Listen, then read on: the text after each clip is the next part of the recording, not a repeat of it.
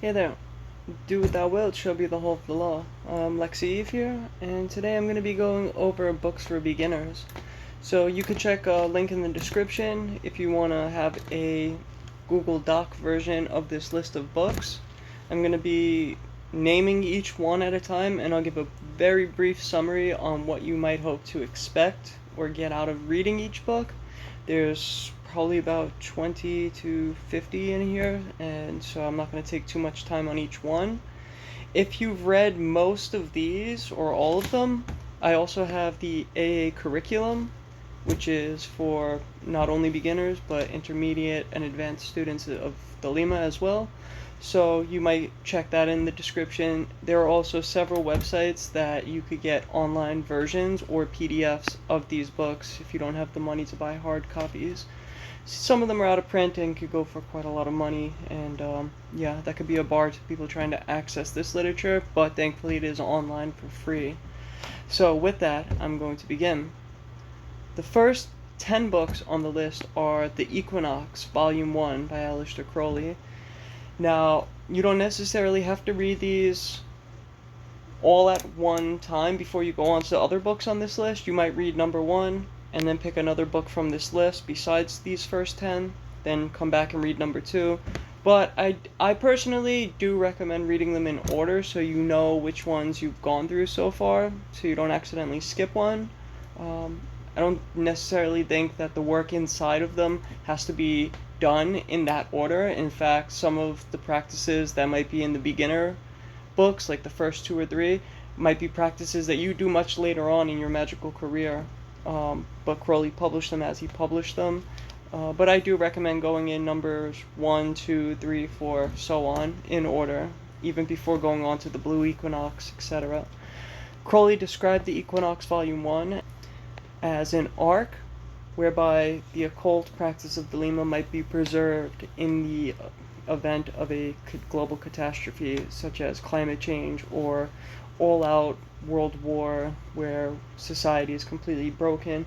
Hopefully the Equinox is a tomb that will be able to survive and will have the knowledge inside that future adepts can discover and rebuild based on.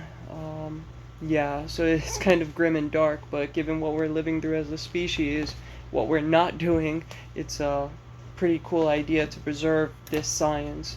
I myself, as a Delamite, do believe that the Lima has the keys for us being a better species, living up to our fullest potential at this particular time, and helping us to evolve into what we need to be as a species in future generations. So the Equinox Volume 1 has a whole bunch of different practices, poems, essays, not only by Crowley, but several other authors that he allowed. J.F.C. Fuller is one of them, and then Crowley also has a ton of pen names. Like I said, it has some of Crowley's poetry, which is cool at times. Sometimes it's very esoteric or occulty. Sometimes it's more him just trying to be a writer, in my view anyway. But I do recommend reading all of numbers 1 through 10, even the poetry and the playwrights and the essays. I think that they all have some type of value. So there are actual practices you could do in the Equinox Volume 1. There's a ton of stuff in there. I wouldn't have the time. That would require a whole video on its own to go through every text and chapter of the Equinox and really dissect what's in there. And for that, I don't have the time. The next book on this list that I'm going to recommend is Israel Regardie's A Garden of Pomegranates. I recommend coupling that with 777 and other Kabbalistic writings of Aleister Crowley. So 777 is the Magician's Tables. The other writings are Liber 58 and Liber 500. 500 is the Lexicon, which is a list of Hebrew words with its English translations, and each Hebrew character has a numerical value, so you add up the value of a word or a phrase based on what letters it's composed of, and then you look for groupings of those of words under a particular number. So you might look at the number 13 and see Hachad, and then other things that you meditate on this group. Liber 58 gives the philosophical, almost Pythagorean definitions of the numbers, so you could use that coupled together, and the 777 Magician's Tables are correspondences for the Tree of Life. That, if you're new, could be a very intimidating subject to get into the Hermetic Kabbalah. So I recommend starting with Israel Regardie's A Garden of Pomegranates, which gives a very basic, super easy to digest understanding of Hermetic Kabbalah. How it's a living system and not just a filing cabinet. How you could use these correspondences to create rituals. How the Tree of Life is a living, breathing thing that grows within not only the adept but in the entire universe. Doing certain practices much later on in one's magical career with the Kabbalah allows one to transcend the intellect by overriding the brain and the mind and the intellectual part of the soul so heavily by ramping it up, and intellectualizing things to an extreme that you actually transcend the intellect and you bridge the Kabbalistic abyss. So, in my view, and my practice, and my understanding, Kabbalah is not just a filing cabinet for experience. It is a living, breathing system of its own right. It is a practical method of attainment. It is not just something to put down on pen and paper or to organize information. No, the Kabbalah is a very profound system. So, those two books will really help one get into Hermetic Kabbalah on the very base level that one needs. Next book is Kongsom Pax by Aleister Crowley, and within there is 3 short stories. One of the most profound in there is The Wake World, which gives almost like an Alice in Wonderland type of fiction story where this female goes through with her holy guardian angel the Kabbalistic Tree of Life, and she traverses the paths and the spheres, and in each sphere is a very cool mini story that comprises the Wake World. So Kongsom Pax is some 3 short stories that are really good and gives a good understanding of Kabbalah and some magical philosophy, so highly recommend that. The Collected Works of Aleister Crowley, and especially within, that's a 3-volume set. You could find red, false, fake leather-bound versions of that online, probably for cheap still. Specifically out of the Collected Works would be Tannhauser, The Sword of Song, Time, and Eleusis. So you could check those out. Philosophical writings, a playwright, really cool collected works. Next, Raja Yoga by Swami Vivekananda. And there are several books by Swami Vivekananda that you might want to check out, but for this beginner list, Raja Yoga. And I actually pulled that book off the shelf. This particular one is a great copy. It's a small paperback. I would recommend getting this particular version. And I actually just had opened up to a random page, and basically Raja Yoga is several chapters or books, right? And this particular one has commentaries on each passage, and each passage is its own little piece of instructional information. And so, to give an example, this is just a random page in a verse 9 from Aphorisms Powers. Verse 9, by the suppression of the disturbed impressions of the mind, and by the rise of impressions of control, the mind, which persists in that moment of control, is said to attain the controlling of modifications. And then it gives a commentary on that passage, which is to say that one should strive each and every single day to control how the mind works, what one focuses the mind on, what the mind is craving through the body, learn to control that. But in the act of controlling that, you're working towards a state of samadhi, but because you have to enact that control, you're never going to be able to reach that state until the control becomes automatic, right? And it goes on to a next page. Its flow becomes steady by habit. So the act of controlling becomes first nature, and when control is no longer control but automatic, that is when you've reached close to a state of dhyana. And so this book gives a ton of passages for deep reflection, and it's great coupled with practices from Liber E, such as asana, pranayama, and dharana. The Shiva Sanhita, or Hatha Yoga Pradipika. These are from the AA student list, several of these books, these two, and so you'd actually pick between one or read both. I prefer personally Hatha Yoga Pradipika. It's I'll show a copy of that. I'll add it in post in editing. I was going to pull it off the shelf, but I'll add it in post. Hatha Yoga Pradipika gives a very in-depth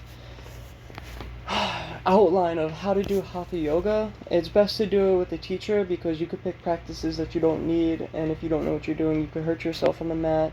But it's basically push and pull, sun and moon physical exercises that work towards aligning these two polarities in the body that ride up the spinal column, the Ida and the Pingala, which in the middle of the spinal column, they go around the Sushumna. And so when you have these two solar and lunar forces in harmony rising through the chakra, through the practice of Hatha Yoga, you reach a balanced state of illumination, and you're then fit to go into Kundalini Yoga. So, awesome books. The Tao Te King, and I prefer by Aleister Crowley. I've read several versions, but Crowley is really geared towards Thelema and Hermetic occultism, so I prefer his translation, although I do recommend reading other versions as well if you have to go to translations. If you don't know Mandarin, like I don't know Mandarin, yeah, I'd recommend Crowley's version first and then check out several other Tao Te King translations. Again, instructional, philosophical information about how to live in line with the Tao, where you're doing nothing but your true will. Therefore, you're not doing anything. You're not creating a karmic ledger when you're doing your will. You're just going. The Yi King by Aleister Crowley, and there's a copy by Conjoined Creations. It's a yellow leather-bound version. It's beautiful. It teaches you how to use coins for divination in the Yi King, very similar to the tarot. Probably a bit easier to learn and to do quickly. It's for quicker readings, and I've always had profound, spot-on readings when I've used the Yi King. The Spiritual Guide by Miguel de Molinos. That is a Gnostic Christian text, and it actually shows how to use Christian philosophy for illumination and enlightenment. You could do things along the line of confession, fasting, prayer, really focused on achieving union with the divine through the Mass, through all of those type of practices, and it's almost reminds me very much of Saint Francis, who probably should be a Gnostic saint. He was actually living a very Gnostic Christian life, and definitely in my view, from what I've studied of Saint Francis and Miguel de Molinos, both had a high degree of illumination from Christianity.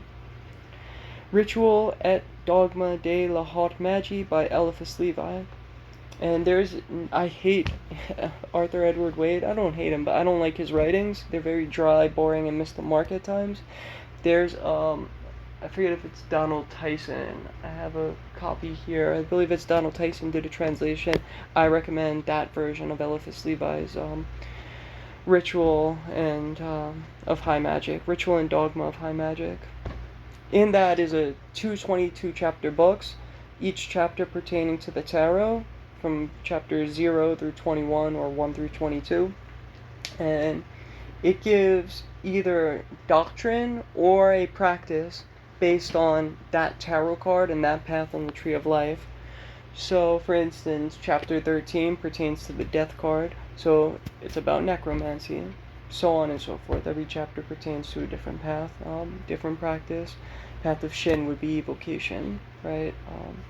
Awesome book. Definitely gives a full, compact way to practice and understand what you're doing in the occult.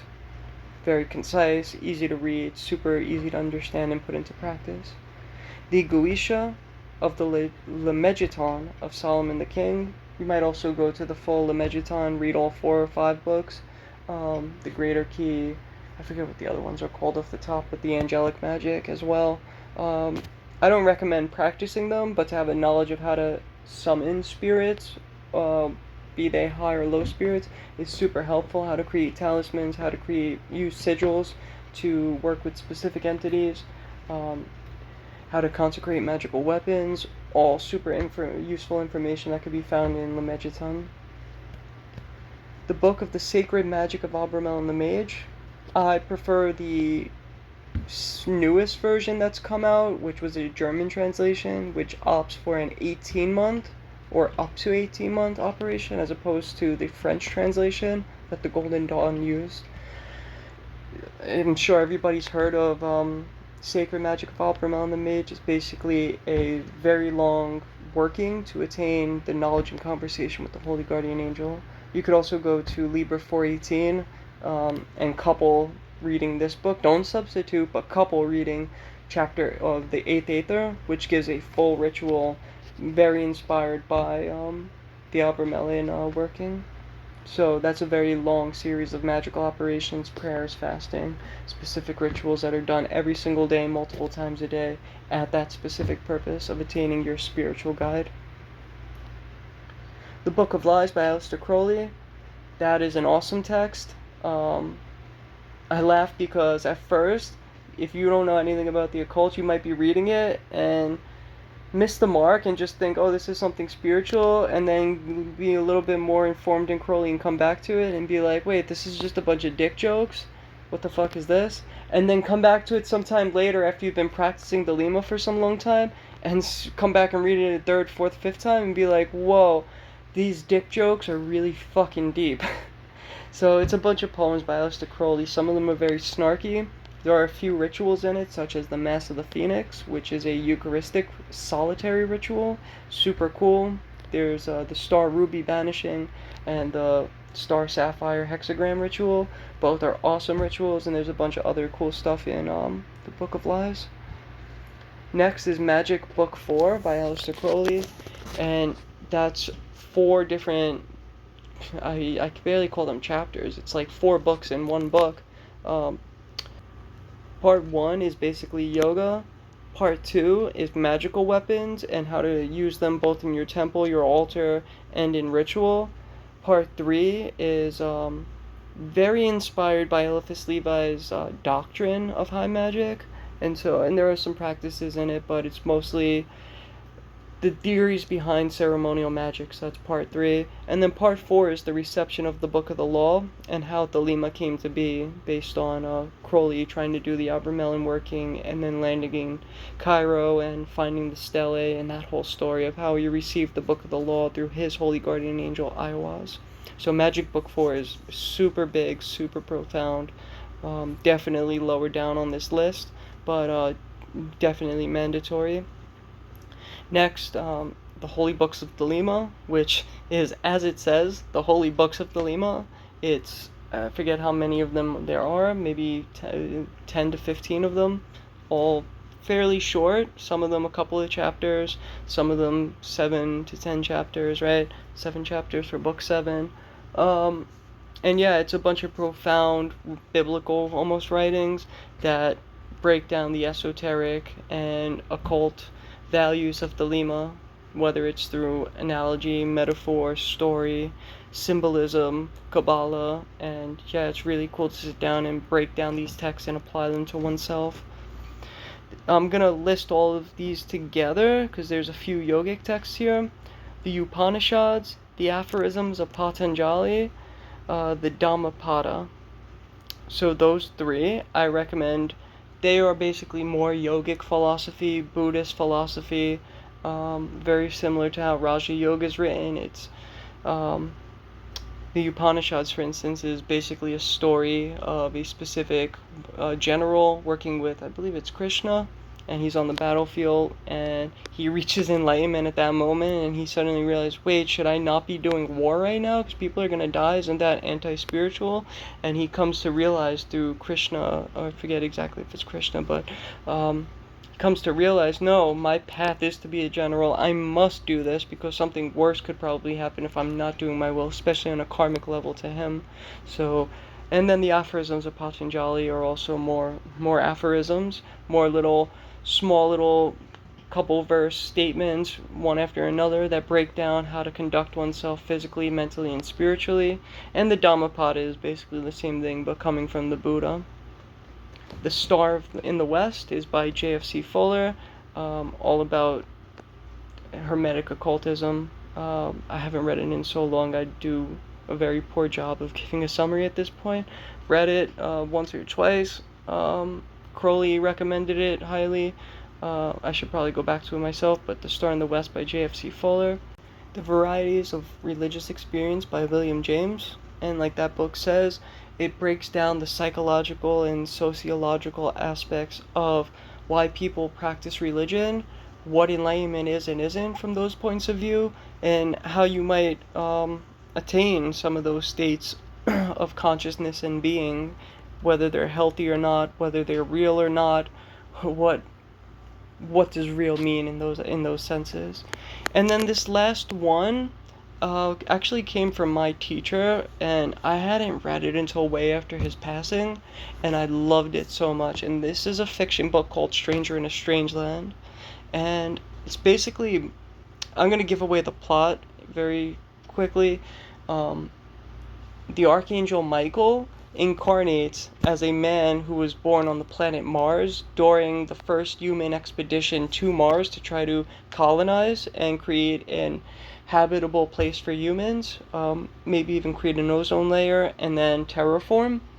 And so he lands on Mars and is born there by his parents, who were astronauts, and the whole crew dies on the expedition, and he is raised by Martians on Mars, actual Martians that were not human, and they've achieved a very enlightened state of being. They communicate through telepathy, and they have all of these psychic abilities, such as humans could potentially have by practicing the occult, be that automatically creating things, levitation, extreme yogic states of mind and body that have come from the harsh conditions and the advanced technology of living on Mars.